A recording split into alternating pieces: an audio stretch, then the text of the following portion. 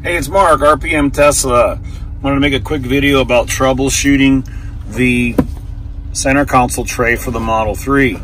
Yes, you will not be able to push it down to open it anymore, but you just touch the back to open it. And the second question is, what about the closing? Sometimes it doesn't close right. So if you put it in like this and it's not all the way down, this might not close. All you have to do is push it all the way down and slide it back. So downward and backward will secure it completely on the shelf, letting it sit and not interfere with the hinges. So that's why we made it like this. It's a tight fit, but it's not like the 3D printed versions or the Chinese imports. Thanks again.